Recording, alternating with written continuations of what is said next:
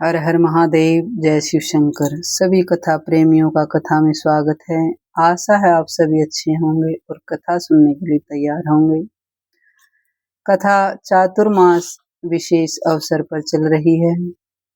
कल की कथा में हमने जाना था इंद्रदुमन सरोवर में स्नान और नरसिंह जी का दर्शन पूजन तथा भगवत विग्रह के ज्येष्ठ स्नान का वर्णन। बोले जगन्नाथ भगवान की जय। आज की कथा में हम जानेंगे श्री जगन्नाथ जी की यथ यात्रा, गुड़ीचा महोत्सव तथा पुनः मंदिर प्रवेश संबंधी यात्रा एवं उत्सव की महिमा। एक समय की बात है, जैमिनी जी कहते हैं, तदंतर श्रद्धा से युक्त प्रस्तुत किए हुए उपचारों द्वारा बलभद्र, श्री कृष्ण और सुभद्रा जी का पूजन करें।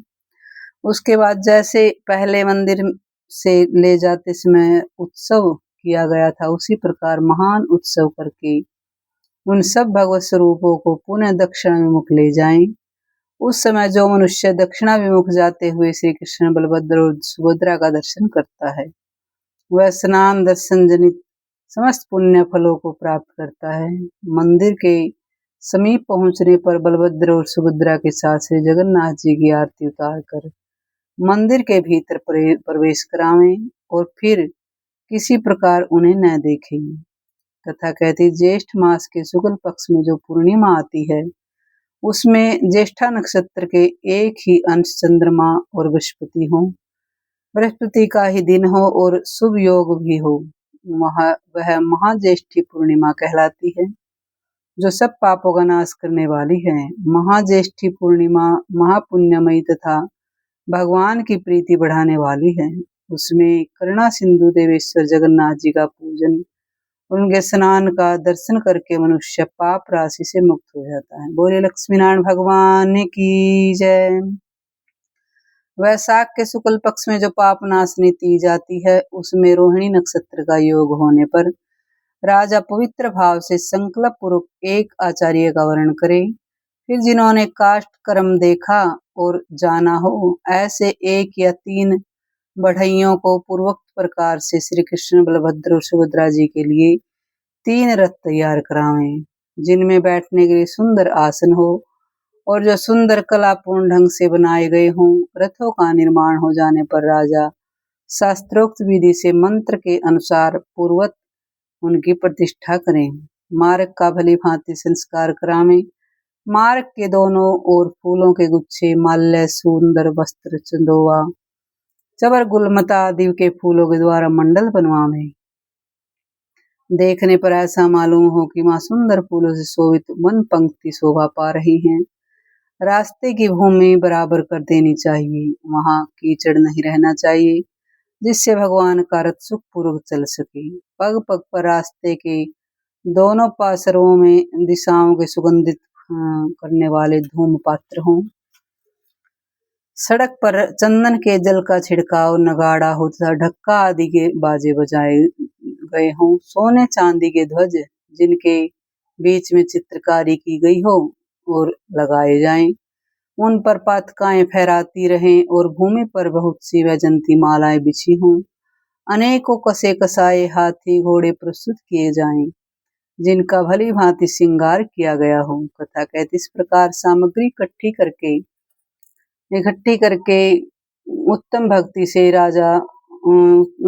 से युक्त महान उत्सव करे और आषाढ़ के शुक्ल पक्ष में पुष्य नक्षत्र से युक्त द्वितीय तिथि आने पर उनमें अरुणोदय के समय भगवान की पूजा करेंगे। ब्राह्मणों, वैष्णवों, तपस्वी और यतियों के साथ स्वयं भी हाथ जोड़कर राजा देवादेव भगवान से यात्रा के लिए निवेदन करें। प्रभु, आपने पूर्व काल में राजा इंद्रदुमन को जैसी आज्ञा दी है, उसके अनुसार रथ में गुड़ीचा मंडप के प्रति विजय यात्रा कीजिए। आपकी कृपा कटाक्षपूर्ण दृष्टि से दसों दिशाएं पवित्र हों, स्थावर और जंगम समस्त प्राणी कल्याण को प्राप्त हों। आपने यह अवतार लोगों के ऊपर दया के लिए ग्रहण किया है, इसलिए भगवान आप प्रसन्नता पूर्वक पृथ्वी पर चरण रखकर पधारिए। बोले लक्ष्मी नारायण भगवान की जय। इस प्रकार इसके बाद कुछ लोग मंगल गीत गावें, कोई जय जयकार करे, इत्यादि मंत्र उच्च स्वर से जप करें। सूत मागध आदि हर्ष में भरकर भगवान के पवित्र यश का गान करें। भगवान के दोनों भाग में सुवर्ण में दंड से शोभित व्यंजनों की पंक्ति धीरे धीरे डुलती रहे। करुणा कृष्णा गुरु के धूप से संपूर्ण दिशाएं और वहां का आकाश सुवासित रहे। झांझ कीर्ताल वेणु वीणा मधुरिका आदि वाद्य गोविंद की इस विजय यात्रा के समय मधुर स्वर से बजते रहें। इस प्रकार उत्सव आरंभ होने पर बलभद्र श्री कृष्ण और सुभद्रा को ब्राह्मण क्षत्रिय और वैश्य लोग धीरे धीरे पैर रखते हुए ले जाएं। बीच बीच में रुईदार बिछोने उन्हें विश्राम करावें। इस प्रकार उन संबंधी उन सबको रथ पर ले जाएं। फिर उत्तम रथ को घुमाकर मंडप से शोभित रथ में विराजमान करें और सबको रुईदार गद्दों पर बिठाकर भक्ति पूर्वक भांति भांति के वस्त्र आभूषण और मालाओं से विभूषित करें। नाना प्रकार के उपाचारों से उनकी पूजा भी करें। उस समय रथ पर विराजमान होकर यात्रा करते हुए श्री जगन्नाथ जी को लोग भक्ति पूर्वक दर्शन करते हैं। उनका भगवान के धाम में निवास होता है। भगवान श्री हरि के उस उत्सव का महत्व मैं क्या बतलाऊं, जिनके नाम संकीर्तन करने मात्र से 100 जन्मों का पाप नष्ट हो जाता है। रथ में स्थित हो महावेदी की ओर जाते हुए पुरुषोत्तम श्री कृष्ण बलभद्र और सुभद्रा जी का दर्शन करके मनुष्य अपने करोड़ों जन्मों के पापों का नाश कर लेता है। मेघों के द्वारा जल की वर्षा के संयोग से रथ का मार्ग जब कीचड़ युक्त हो जाता है, उस समय भी वह श्री कृष्ण की दिव्य दृष्टि पड़ने से समस्त पापों का नाश करने वाला होता है। उस पंकिल रथ मार्ग में जो उत्तम वैष्णव भगवान को साष्टांग प्रणाम करते हैं, वे अनादिकाल के से अपने ऊपर चढ़े हुए पापों को त्याग कर मुक्त हो जाते हैं। बोलिए जगन्नाथ भगवान की जय। जो भगवान वासुदेव के आगे जय शब्द का उच्चारण करते हुए स्तुति करते हैं, वे भांति भांति के पापों पर निसंदेह विजय पा जाते हैं। जो श्रेष्ठ पुरुष वहां नृत्य करते हैं, नाचते हैं, गाने गाते हैं, वे उत्तम वैष्णव के संसर्ग से मोक्ष को प्राप्त होते हैं। जो भगवान के नामों का कीर्तन करते हुए उस यात्रा के साथ साथ जाता है, वह गुड़ीच नगर को जाते हैं और श्री कृष्ण की ओर देखकर भक्तिपूर्वक जय श्री कृष्ण जय श्री कृष्ण जय श्री कृष्ण का उच्चारण करते हैं।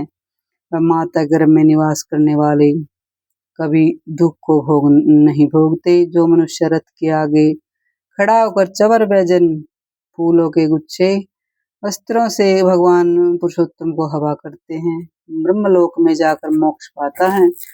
जो पवित्र कमल सहस्त्र नाम का पाठ करते रथ की प्रदक्षिणा करते हैं, वे भगवान विष्णु के समान होकर वैकुंठ धाम में निवास करते हैं। बोलिए जगन्नाथ भगवान की जय। जो मनुष्य भगवान श्री कृष्ण के उद्देश्य से दान देता है, वह थोड़ा भी दान मेरु दान के समान अक्षय फल देने वाला होता है। जो भगवान के आगे रहकर उनके मुखारविंद का दर्शन करते हुए पग पग पर प्रणाम करते हैं, मार्ग की धूलि और कीचड़ में लौटते हैं, वे क्षण भर में मुक्ति के फल को प्राप्त कर श्री विष्णु धाम में जाते हैं। इस प्रकार बलभद्र और सुभद्रा के साथ भगवान श्री कृष्ण का उत्तम रथ पर विराजमान हुए चारों दिशाओं की ओर प्रकाशित करते अपने अंगों को स्पर्श करके बहने वाली वायु के द्वारा देहधारियों के पापों का नाश करते हुए यात्रा करते हैं। वे बड़े दयालु और भक्तों के पालक हैं। जो अज्ञानी और अविश्वास पात्र है, उनके मन में भी विश्वास उत्पन्न करने के लिए भगवान विष्णु प्रतिवर्ष यात्रा का प्रारंभ करते हैं। इसी प्रकार गुड़ीचा नगर में जाकर भगवान बिंदु तीर्थ के तट पर 7 दिन निवास करते हैं, क्योंकि प्राचीन काल में उन्होंने राजा इंद्रदुम्न को यह वर दिया था कि मैं तुम्हारे तीर्थ के किनारे प्रतिवर्ष निवास करूंगा। वहां मेरा स्थित रहने पर सभी तीर्थ उसी समय वहां निवास करेंगे। उस तीर्थ में विधि पूर्वक स्नान करके जो लोग 7 दिनों तक गुड़ीचा मंडप में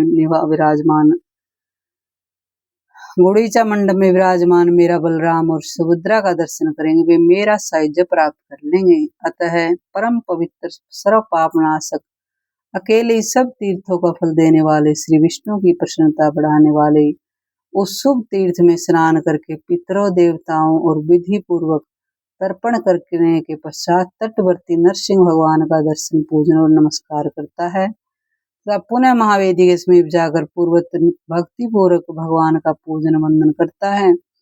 वह पुरुष हो या स्त्री, उसमें भगवान विष्णु की सायुज्य मुक्ति प्राप्त हो जाती है। बोले जगन्नाथ भगवान की जय। कथा कहती मगा नक्षत्र पितरों का है, अतः वह पितरों की अधिक प्रीति बढ़ाने वाला है।